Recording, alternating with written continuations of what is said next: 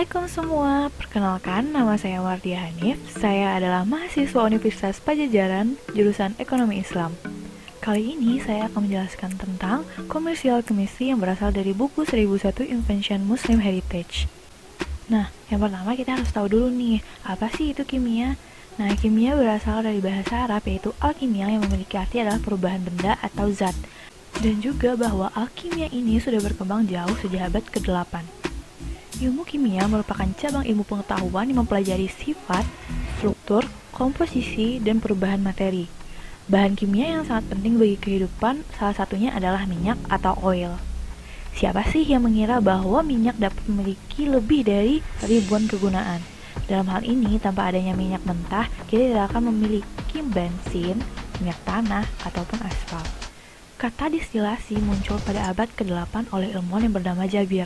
Destilasi merupakan cara pemisahan cairan melalui perbedaan titik didihnya.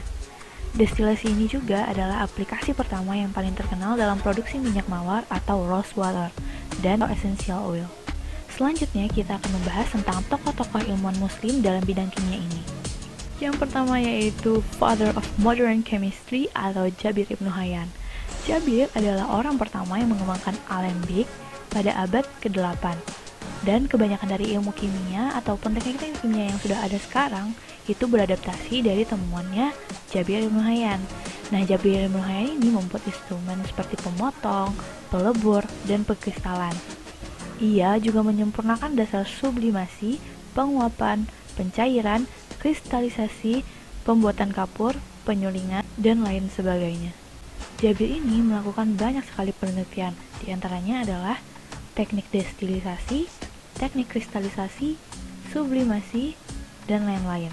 Nah, dari penelitiannya ini, dia juga dapat membuat gelas kaca, tawas, alkali dari asam, kain anti air, pembuatan lem dari keju, resep pembuatan mutiara buatan, dan pemurnian mutiara.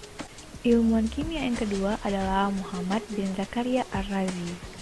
Ar-Razi merupakan salah satu dokter besar Islam. Ia memperkenalkan bahan kimia dalam pembuatan obat-obatannya. Di antara eksperimen utama yang menandai permulaan kimia sintetik, Ar-Razi menggambarkan bagaimana cara mendapatkan merkuri klorida sebagai sublimat korosif. Sublimat korosif ini dapat digunakan dalam pembuatan obat seperti astrigen, stimulan, kaustik, dan antiseptik. Ar-Razi menemukan soda, oksida temah, etanol, dan asam sulfur. Ar-Razi juga mengembangkan obat-obatan yang berasal dari merkuri. Ia tercatat mampu membangun dan mengembangkan laboratorium kimia bernuansa modern, yang mana lebih dari 20 peralatan laboratorium pada saat itu masih digunakan sampai sekarang. Berkat Ar-Razi pula, industri farmakologi muncul di dunia. Dan yang terakhir adalah ilmuwan pertama yang membuktikan prinsip-prinsip kekalahan massa, yaitu Al-Majriti. Ia menulis buku kimia yang bertajuk Rutbat Al-Hakim, yang di dalam buku tersebut ia memaparkan rumus dan tata cara pemurnian logam mulia. Dan selanjutnya kita akan membahas tentang perkembangan kimia di dunia dari dulu hingga sekarang.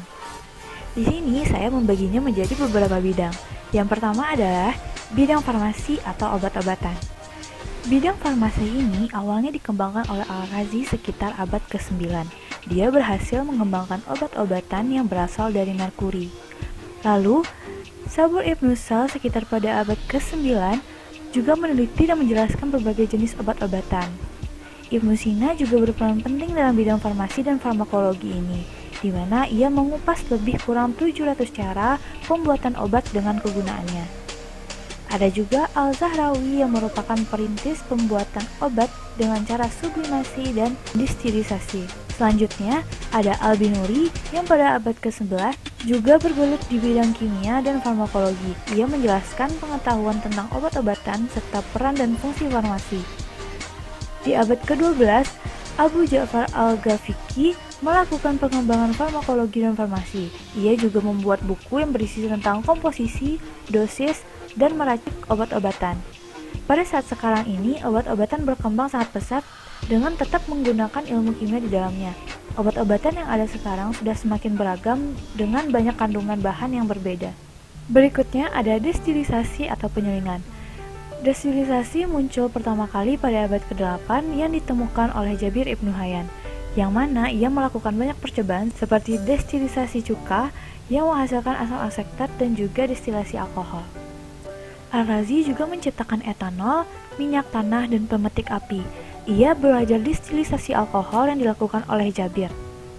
Pada abad ke-11, Al-Mu'izz Ibnu Badis melakukan penyulingan anggur yang juga diadaptasi dari penemuan Jabir. Penyulingan anggur tersebut juga disebut dengan arak. Sebenarnya, banyak ilmuwan yang menerapkan teknik destilisasi ini. Contohnya, Ramon Lull pada abad ke-13. Dia mengatakan bahwa roh di dalam benda di alam semesta dapat diisolasi dan dikonsentrasikan dalam proses penyulingan. Di abad ke-18, Anthony Lavoisier mengatakan bahwa zat yang bukan logam pada pembakaran menghasilkan asam. Karenanya, udara murni disebut dengan oksigen. Pada saat sekarang, destilisasi masih tetap dilakukan untuk membuat berbagai macam produk seperti minuman, makanan, dan bahkan obat-obatan. Selanjutnya ada teori kekekalan massa. Ilmuwan pertama yang membuktikan prinsip-prinsip kekebalan massa adalah Al-Majriti di akhir abad ke-10. Dan pada abad ke-18 dikembangkan oleh seorang ilmuwan bernama Anthony Lavoisier.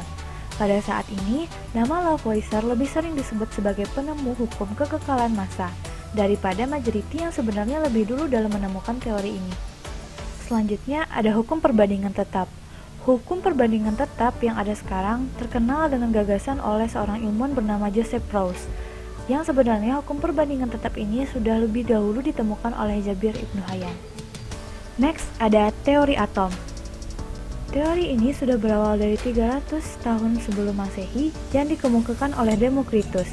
Ia menyatakan bahwa atom bergerak dalam ruang kosong, yang merupakan materi yang paling sederhana. Selang waktu berlalu, di abad ke-17, seorang ilmuwan yang bernama Robert Boyle berpendapat bahwa dunia ini terdiri dari berbagai kombinasi, yaitu atom-atom yang berbeda. Pada tahun 1803, seorang ilmuwan sekaligus pakar ilmiah bernama John Dalton berhasil menemukan sebuah teori mengenai atom yang tiap-tiap elemen terdiri atas atom-atom dengan sifat dan massa identik, dan senyawa terbentuk apabila atom dari berbagai macam elemen bergabung dalam komposisi yang tetap. Dari sini, dapat disimpulkan bahwa penemu dari atom modern adalah John Dalton. William Crookes pada tahun 1879 membuat kemajuan dalam atom modern ini, di mana dia menggunakan tabung vakum untuk menangkap sinar katoda. Penelitian ini dilanjutkan oleh J.J. Thomson pada tahun 1897 Masehi, yang mana dari tes percobaan yang dijalankannya dengan memakai tabung sinar katoda didapatkan bahwa sinar katoda ialah berkas partikel yang bermuatan negatif. Ernest Rutherford merupakan penemu sumber radioaktif pada tahun 1911 Masehi. Teori atom ini juga ditekuni oleh Niels Bohr yang merupakan penggagas teori struktur atom. Yang terakhir ada alat-alat laboratorium yang dikembangkan. Pertama, Jabir Ibnu Hayyan menemukan alembik yang mana merupakan alat penyulingan yang terdiri dari dua tabung yang terhubung. Yang kedua ada Al-Razi yang menciptakan 20 peralatan laboratorium yang masih digunakan hingga sekarang, seperti tabung reaksi, krus, labu alas, dan berbagai macam tungku dan kompor. Yang ketiga ada Al-Binuri. Ia menciptakan alat laboratorium yang terbuat dari kaca. Salah satunya adalah tabung ukur, botol labu, dan pignometer. Ibnu Sina membuat termometer yang ditampilkan di abad ke-11. Sedangkan Heinrich Geissler menciptakan tabung vakum. Nah, dari banyaknya teknik yang dilakukan ilmuwan muslim tadi yang diterapkan sampai sekarang, penemuan dari Jabir Ibnu Hayyan menjadi salah satu yang sering digunakan seperti proses kristalisasi, oksidasi, pemotongan, peleburan, penguapan, pencairan, pemurnian, dan lain-lain. Temuan ilmuwan kimia terdahulu telah mengenalkan kita kepada baju dengan beragam warna, plastik dengan beragam bentuk, kertas dengan berbagai ukuran, semen, pupuk, tembaga, besi, karat, bensin, dan obat-obatan. Itu semua merupakan hasil pengolahan menggunakan teknik kimia.